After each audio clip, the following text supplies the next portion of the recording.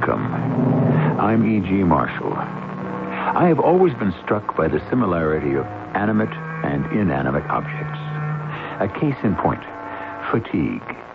In metals, for instance, a constant repetition of stress cycles produces fatigue, often leading to fractures. And so airplane spars, steel cables, locomotive axles, even bridges become unsafe.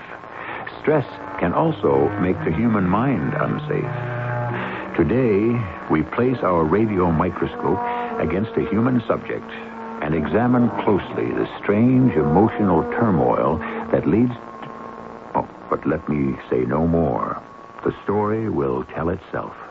Lavinia, has something happened to Peter's mind? I'm not sure I like the influence of those people, Mr. and Mrs. Diedrich. He's very happy with them, George. Sees them every day. But that strange look in his eyes, have you noticed it? It's not right. There's something unhealthy about the whole thing.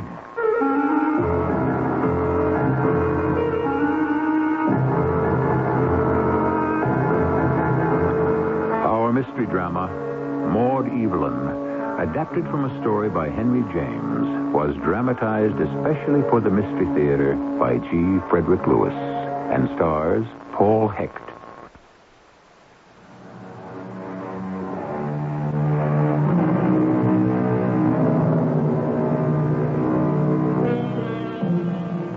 Peter Harkness was in trouble and didn't know how to cope with it.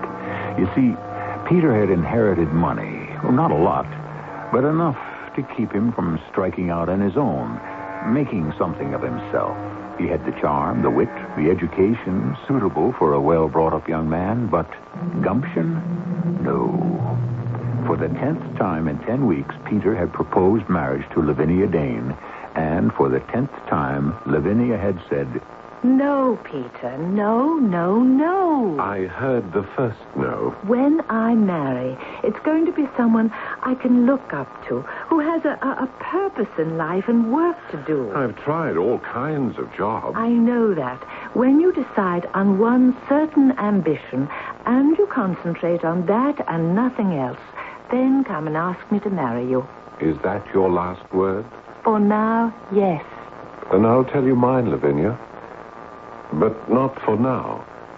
For always. I swear to you, if I don't marry you, I will never marry anyone else.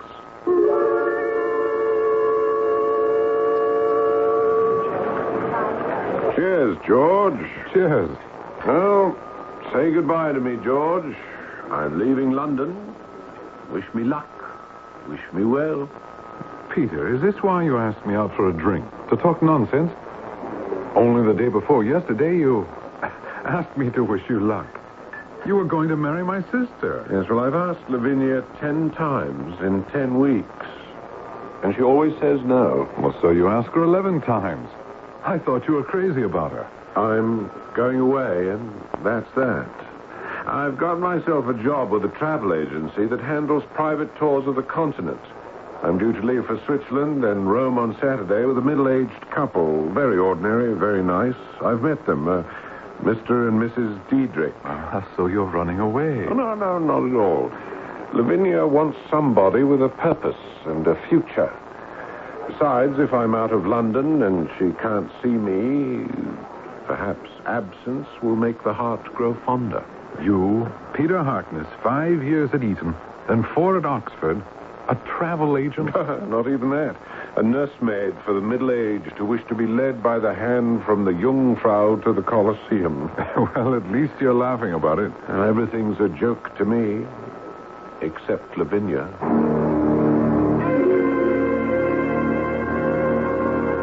And then, Lavinia, he said to me, everything's a joke to me except Lavinia. Now, what's wrong between you two? Oh, there was never very much right with us, that's all. He was pretty wild-eyed when we left the pub. You don't think that he might do... Oh, something desperate because I won't marry him? No, I'm afraid not. You see, that's the real trouble. Peter's not given to desperation. And he's too influenced by the easy way and the kind word. And that's not the kind of man I'd like to have for a husband.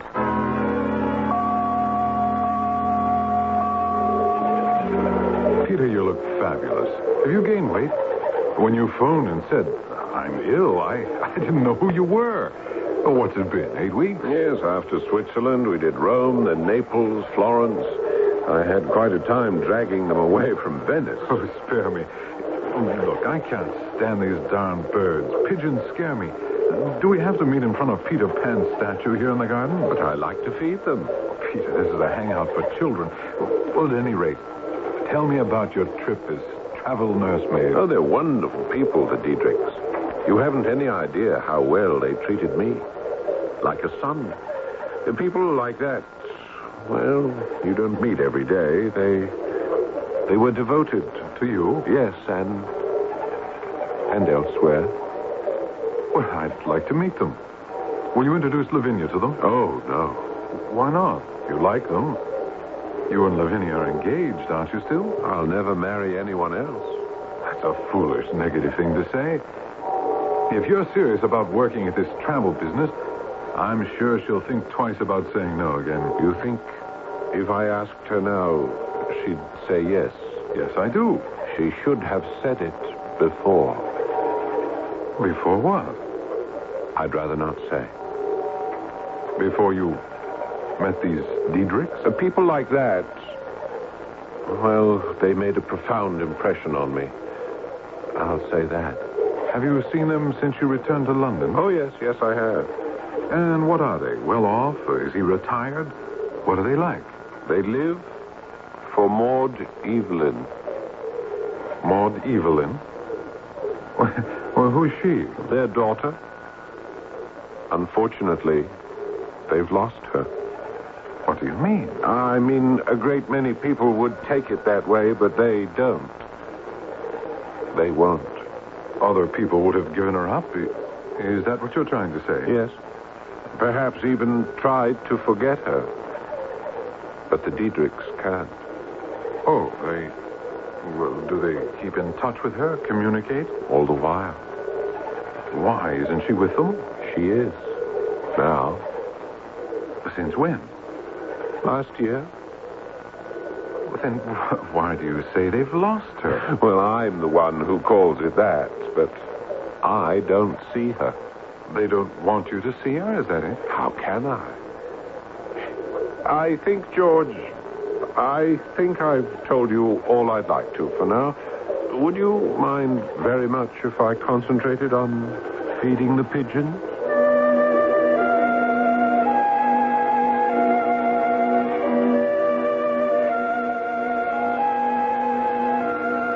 Lavinia, I don't know what to make of Peter. I had the most peculiar conversation with him right by the statue of Peter Pan in Kensington Gardens.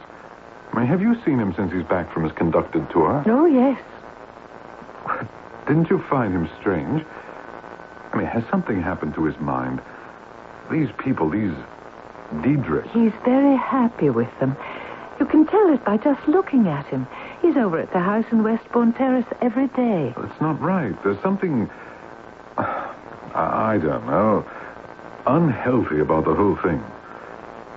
Would you promise me, in case he should want to introduce you to them, promise me to refuse to go? Oh, wouldn't you go to meet them either, George? No, never. But why? Aren't you curious? Well, I can't explain it. If I believed in Satanism, I might say theirs is an evil influence. George, did he tell you about this Maud Evelyn? He was very evasive about it. And mysterious, I thought. I said there was a daughter, but there seems to be something the matter with her. Do you know what it is? The matter with her is simply that she's dead. What? When did she die? Oh, years and years ago. She was 14, I think, a little girl. Isn't that the impression he gave you? Well, he had this peculiar look. He said that she was always with them. But do you understand what he meant? Well, the Diedrichs live for her memory. She's with them in the sense that they think of nothing else. But what could be his interest in a little child? Well, it appears that she's a lovely little thing. Peter?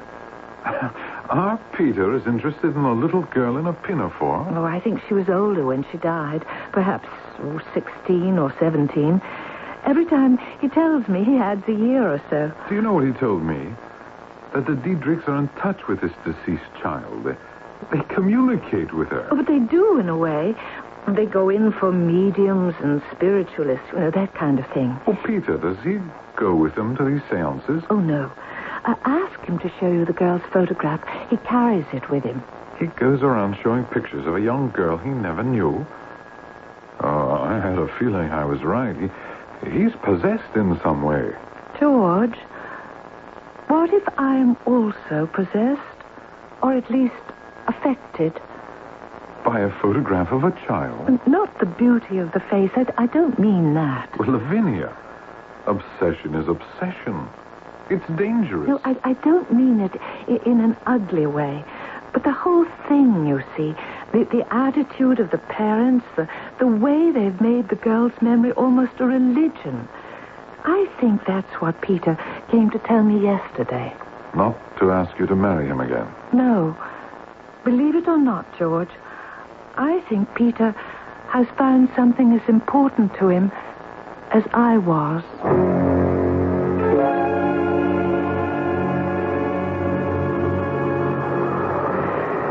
Peter, I wish you would come inside with me. Mrs. Jex has made me feel so very close to your dear Maud Evelyn. Mrs. Diedrich, I feel very close to her without having to... Well, it's hard for me to say. Well, do you have some superstitious feelings about a psychic? Oh, no, not at all. You don't believe in them bringing word from the other side? Mr. Diedrich wasn't able to accompany me today, so I've asked you to come with me. Now, will you? They'll open the door in a minute. I'm Mrs. Diedrich. I have an appointment with Mrs. Jex. May we come in? Oh, do it for me, Peter. Maud Evelyn's mother. There's nothing to be afraid of. You'll see. In this house, there is no death. Life continues always. Thank you. You needn't show me the way. I've been here many times before. Come, follow me, Peter. Now, there is where she is. That's Mrs. Jex. She's sitting behind that long table, leaning back in her chair. Is she alive? Very much so. She's waiting for us. She's in a trance. Here. You take that chair, and I'll sit in this one. Now, the first thing we do is to light these 3 candles on the table. I have a match. Go ahead. Light all 3. That's right. Mrs. Jex, this is me, Mrs. Diedrich. I brought with me today... my husband could not be here, so I've asked this wonderful young man you've heard us speak to about. He's the one who cares so much for Maud Evelyn. He's sitting beside me now. It would appear that Peter Harkness is falling under some spell which is obliterating all but fantasies from his mind. Would that he could but remember those words of Edgar Allan Poe. All that we see or seem is but a dream within a dream. I shall return shortly with Act 2.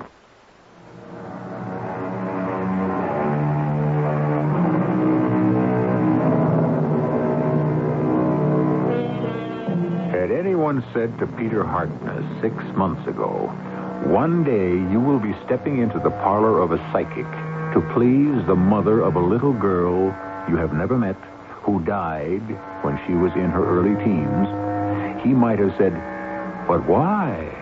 I want to marry Lavinia Dane. What should I do at a seance?" Let us listen. Perhaps we may understand what Peter Harkness cannot. Mrs. Jex, I am Mrs. Diedrich. I brought with me a young friend who also wishes to communicate with Maud Evelyn. Let the quietness and twilight fall around you, Mrs. Dietrich. Do you have any word from my daughter today? She has much to say to you and to the young man. Mrs. Dietrich, is this medium a woman? She sounds like a man. It is her guide talking through her. Her guide? Sir Walter Scott. He communicates from the other side. I sense disturbances of the soul. Oh, no, not at all. I was just explaining. Please, go on. This unfamiliar spirit seated beside you, Mrs. Dietrich. I read his aura.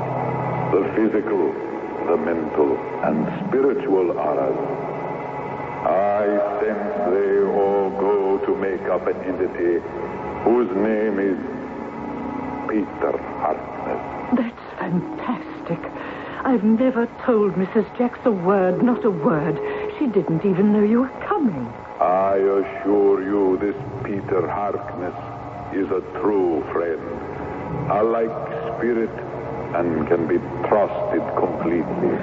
Sir Walter, do you have any message for me from Maud Evelyn? Has she been taking care of herself, not getting into any drafts? Maud Evelyn is very happy. She asked me to say to you, she will have something of importance to reveal when you come for your next sitting. Something of importance? Oh, couldn't you ask her to give me a clue now, please? It has to do with Peter Harkness. I knew it. I felt it all along. For weeks now, I've been sensing her presence very strongly. I have only this request from your daughter, Mrs. Dietrich.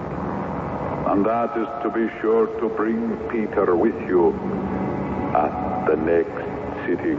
Oh, yes, I will come. I'll be here. Tell her that. That is good. We shall try for the transmutation of your mind, Peter, to contact the invisible world around you.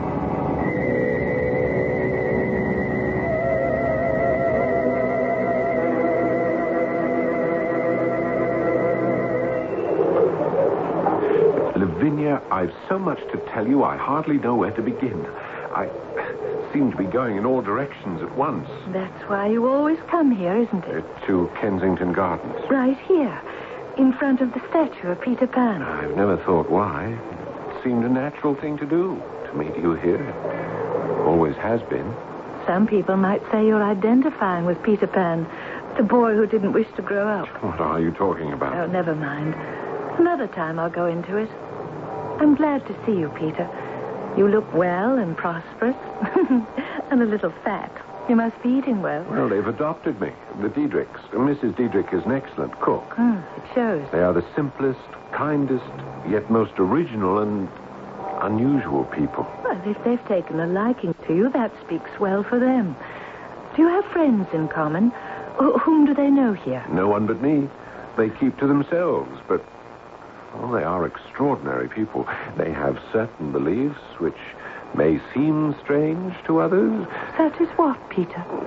We sensible people are not supposed to believe in the existence of what we cannot explain, yes? Am I right? I suppose so. In fact, before I went to Switzerland and Italy with the Diedrichs, I couldn't abide anything I could not understand. I disliked the mysterious. You see, what I'm getting at, Lavinia, is that in the past few weeks, Mrs. Diedrich has been taking me to her spiritualist, a Mrs. Jacks. Oh, I thought you didn't believe in that sort of thing. I didn't. But this lady spiritualist is incredible.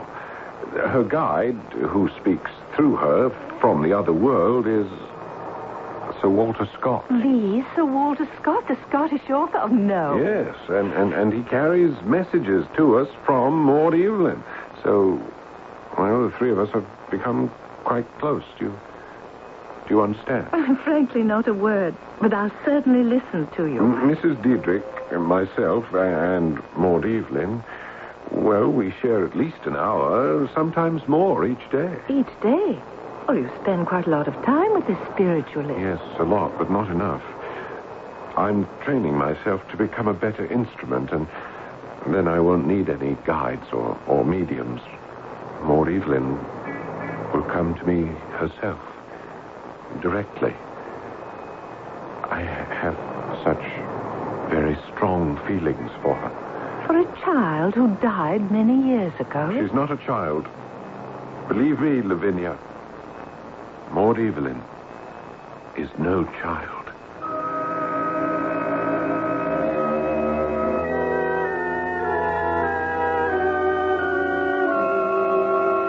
George, do you know what Peter has now made himself believe? About the deceased daughter of the Diedrichs.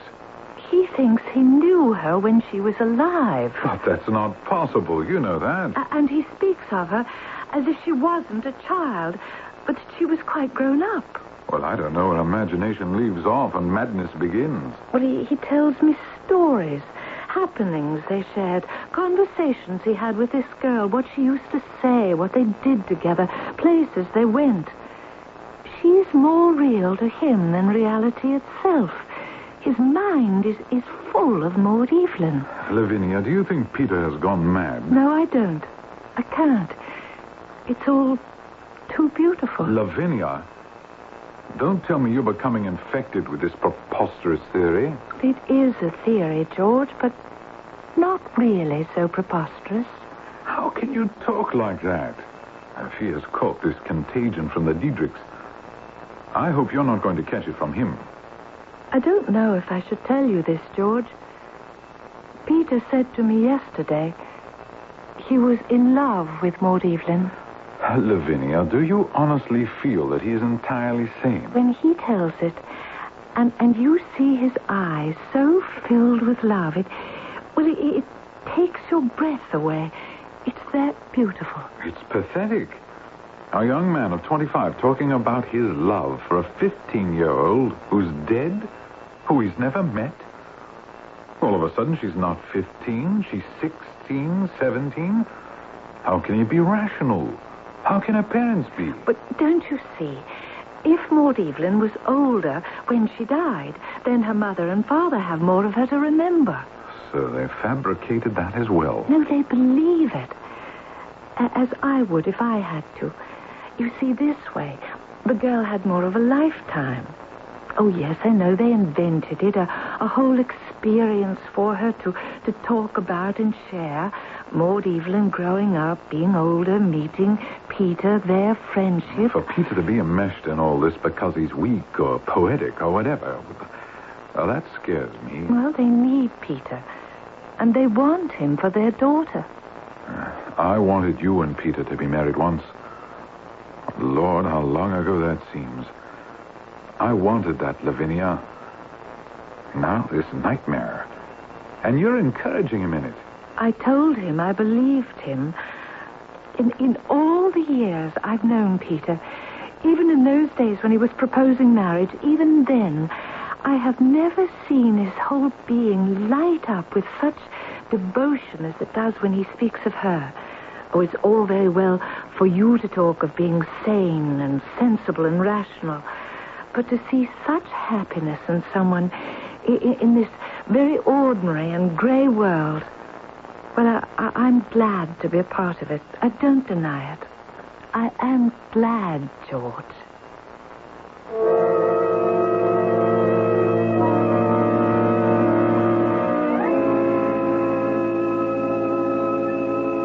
George, you all right?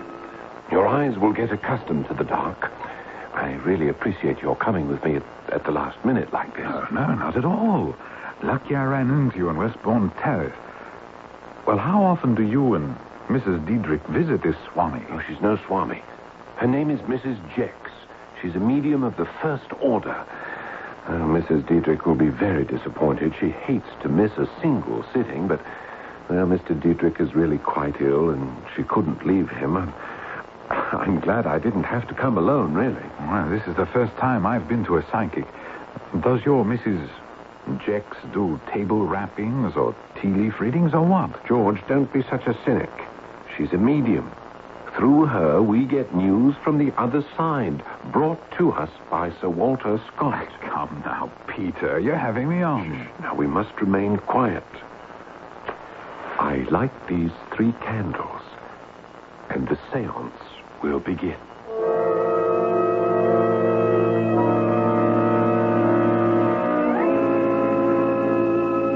Mrs. Jex, would you ask Sir Walter to come to us, please?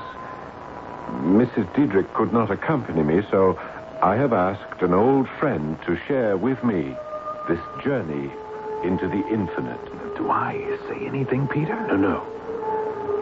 I am ready for the transmutation of the mind to contact the invisible world around me.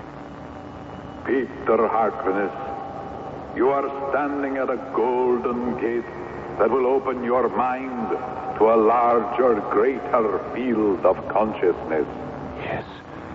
Yes, I am. That woman's not saying those words, Peter. Her lips aren't even moving. It's a trick. Shh, George, please. Limits there are none. As you climb the hilltop, when you reach the summit of your hill, you will find your dreams guarding the topmost peak. Oh, yes. Yes, Sir Walter. I shall. That's not Sir Walter Scott. George, please, I beg of you. The sun will set. The quietness and twilight will fall around you and your own. Your beloved Maud Evelyn will speak. It's a fake, Peter. Look at this wire in my hand. I've pulled it out. There's someone in another room speaking into a microphone. It's a farce.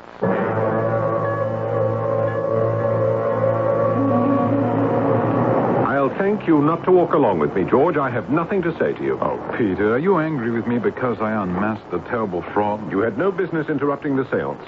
You were a guest in that house. You saw the wire in my hand and the voice suddenly stopped. And what do you think that was? Well, yes, of course the guide stopped with your behavior. Oh, it's too ridiculous, Peter. Now, which way are you going? That's not the street to your house. To Westbourne Terrace. That's where I'm living now. With the Diedrichs. That's right. With them. What will I say about your shameful behavior? Supposing Mrs. Jex calls her or writes her a note. She won't say anything. She'll be afraid to. It would ruin her business. London is full of charlatans who prey on people's loneliness. Oh, that this should happen today of all days. I feel ill. Oh, Peter, calm down. It's not the end of the world. I wish it were. But what did you mean? Today of all days. Today is the anniversary of my blessed engagement. Oh, I hadn't realized. You mean to my sister, Lavinia? What are you talking about? I mean my true engagement to Maud Evelyn.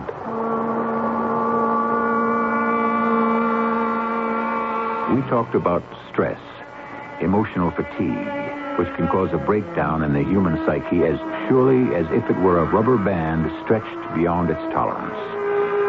That's one possible explanation. Yet, who is to say that an imaginary world is not a greater refuge than the world we know? Henry James has created 3 people, Peter and Mr. and Mrs. Diedrich, for whom fantasy is the only reality. I shall return shortly with Act 3.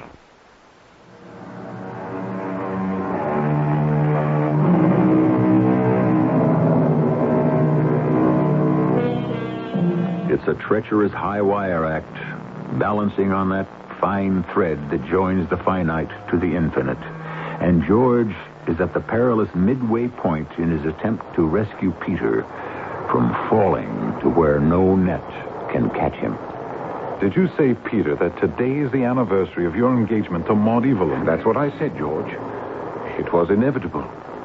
From the very first moment when I met Mr. and Mrs. Diedrich, when I sat with them to plan their trip, they recognized me as the right person. You were the right person? Yes, to become their son-in-law. They wanted her so much to have experienced, well, everything. Did I ever show you her picture? she has a child's face. So Maud Evelyn became engaged to you. Why don't you come with me now, George, to Westbourne Terrace? No, I'd be intruding. Yes, there's a whole suite they prepared for our marriage, and they've kept it just the way it was then. All our wedding presents are there. I'd love you to see them. But what would Mr. and Mrs. Diedrich say? We have 2 rooms full of wonderful furniture and bric-a-brac. You know how important those things can be. I had quite a hand in selecting them. I can remember every single thing dearest Maud Evelyn said about how I arranged everything. No one else could possibly have made our little house so beautiful. She said that.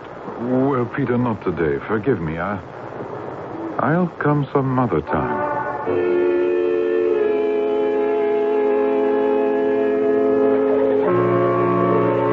I thought you said George would be meeting us here, Peter. We've been sitting here for 10 minutes. Do you think he'll come? Oh, Peter, will you forget those pigeons for a moment? Look how smooth the bronze rabbits are worn at the bottom of the statue. All the children love Peter Pan so much, they climb all over him. Lavinia. You don't have to say it, Peter. You know? I can see you're wearing a black armband. You don't have to tell me anymore. I understand. Hello, Lavinia, Peter. Oh, there was such a traffic jam at Marble Arch. I thought my cab would never get through. Oh, I've only been here a few minutes, George. It's been too long since the 3 of us were together. I'm afraid I have something infinitely sad to tell you both. I see that. I hope you've lost no one that I know, Peter. He has lost a wife. Your wife? I didn't know you had a wife. The more we live in the past, the more times we find in it. I live in the past, too, Peter. But I hope, sister dear, not with the result of making such extraordinary discoveries. You see, her parents wanted it for her, wanted it so much. So, well, it worked out. We married. Maud Evelyn did have all her young happiness. You married? The marriage did take place. Ah, so now you're a widower. And the black armband is a sign. I shall wear it always. But when she died, wasn't that years ago? Peter, isn't it a little late to have started to wear black? I had to wait until all the facts of my marriage gave me the right. Now, if you'll excuse me, I must go. They're waiting for me. They become quite anxious if they don't know where I am.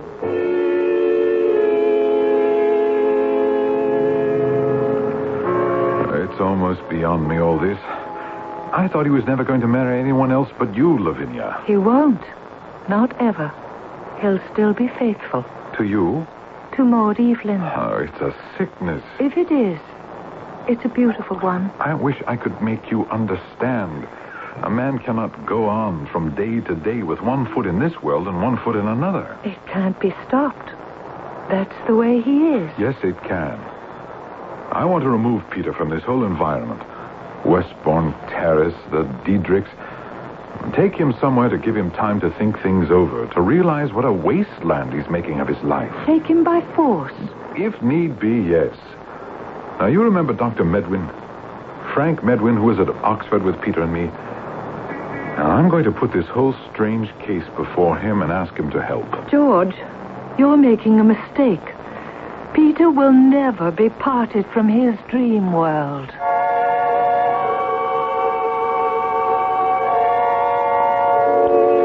I can't begin to tell you how delighted I am you both have come to visit me here in Westbourne Terrace. Now, Mr. and Mrs. Diedrich occupy the entire top floor. They're out at the moment, so we'll have the whole place to ourselves, and, well, I can show you the wedding suite as we've kept it all these years. All these years? And how long have you known the Diedrichs? Since last spring, no? George, don't keep pinning him down. You go ahead and show us everything, Peter. We want to share it with you. Wait till you see. Oh, it's a treasure house. I furnished a lot of it myself. I felt nothing was too good for her. It's these 2 rooms, the wedding suite. There they are. Oh, Peter, it's lovely, charming, tasteful and elegant. A French provincial sitting room and bedroom. Ah, yes, you've hit it on the head, George. That's a Louis XVI chaise longue and a little 18th century fruitwood secretary for her to write her letters on. Oh, I can't take my eyes off the armoire, Peter. Certainly 17th century. I found it in the flea market. Peter, you've done an excellent job of decorating. It was for her. It was for us. Oh, I like that old cotton paneling on the walls. Recognize the Tree of Life design? We used to stand under it, Maud Evelyn and I, before we were married, and imagine each branch would be another child. And that coffee service on the small table near the bed. Yes, completely en pied. George, why are you moving behind me like that? Don't keep getting behind me, George. Well, there's so much to see. Do you like this Victorian love seat? I come down here by myself every day and sit there alone and think of her. Oh, and there's my pride and joy. Our bed with lace canopy. It's never been slept in. George, what are you doing? Will you let go of my arm? You're twisting it. George, do be careful. I can't bear this. Lavinia, open the bottle quick and put some chloroform on the handkerchief. George, Lavinia, please.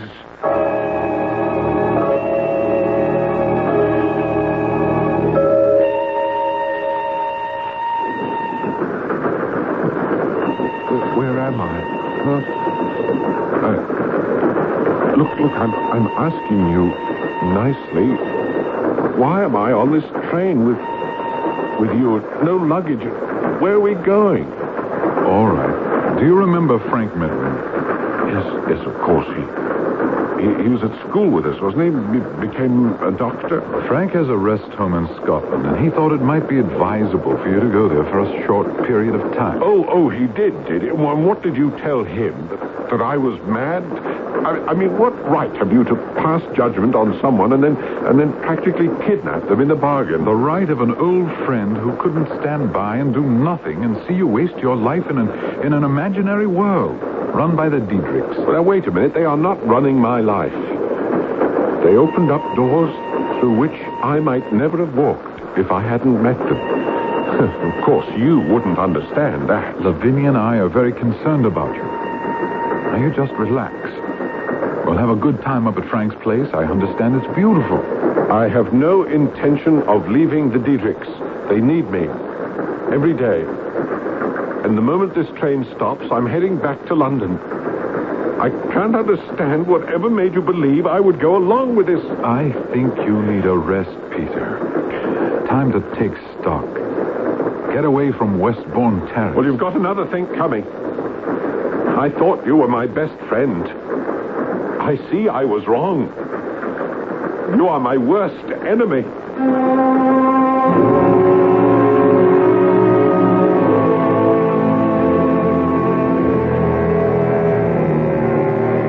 George, admit it.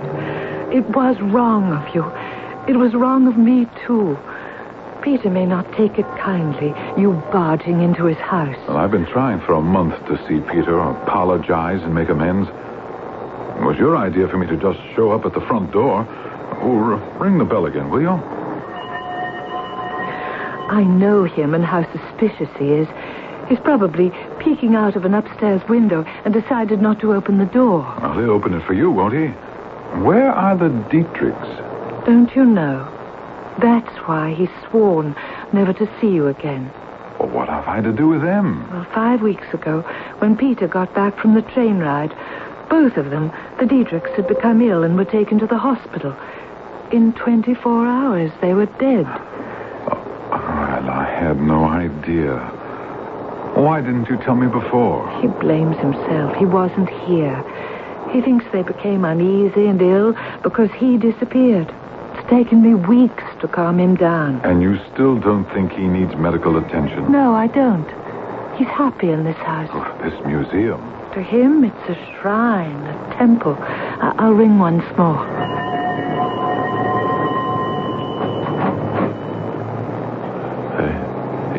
Yes? May we come in and talk to you, Peter? Who are you? Maud Evelyn. I've been waiting for you. Where have you been? Peter? Maud Evelyn, send that man away. I don't wish to see anyone. Peter, it's me, George. Don't stand out on the stoop, Maud Evelyn, dearest. Come in. Goodbye, George.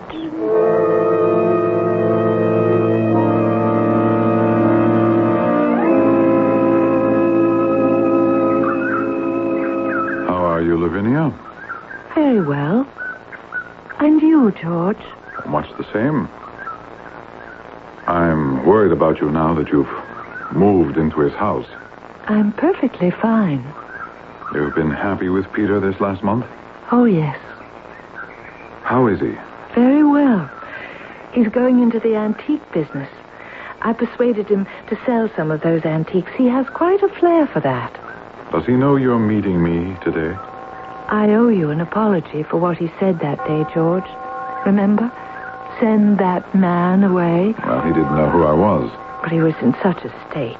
I noticed that, Maud Evelyn. Anyway, no, I didn't tell him we were meeting here in the gardens. Why do you suppose he used to come to this very spot time and again to feed the pigeons? He still does sometimes. We sit here at the feet of Peter Pan. But why? He's never told me.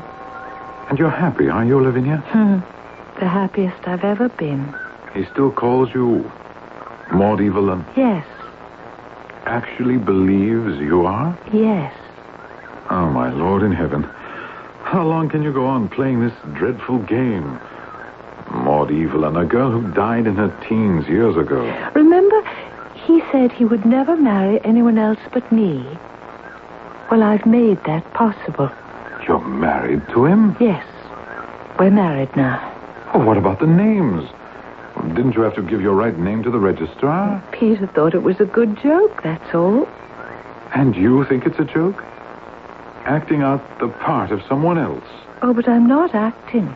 I've only borrowed a name to make a man happy. What do you think would have happened to Peter if that world of his imagination had come crashing to his feet? Do you remember reading your Peter Pan, George? I didn't want to end up like Wendy, who saw Peter less and less clearly as time went on. I could not live in separate worlds and leave him all alone in Never Never Land.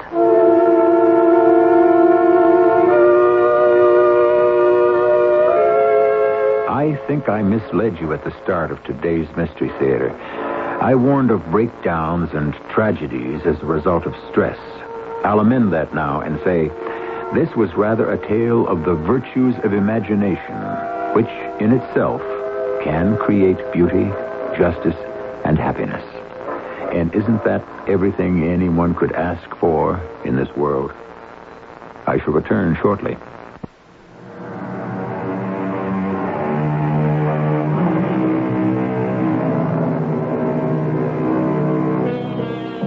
Before I go, let me take a leaf from the author's book. It is imagination's divine attribute that when the real world is shut out, it can create a world for itself. Magically, imagination can conjure up glorious shapes and forms and brighten the gloom of a dungeon. I believe that. Our cast included Paul Hecht, Carol Teitel, and Lloyd Batista. The entire production was under the direction of Hyman Brown. This is E.G. Marshall inviting you to return to our Mystery Theater for another adventure in the macabre. Until next time, pleasant dreams.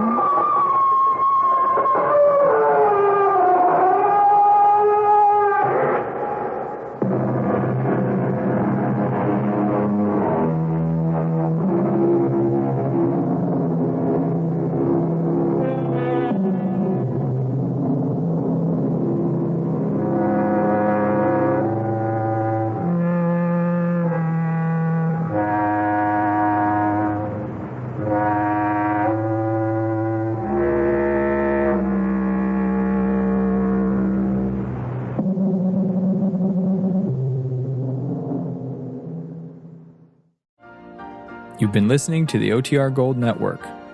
Find more classic radio at otrgold.com.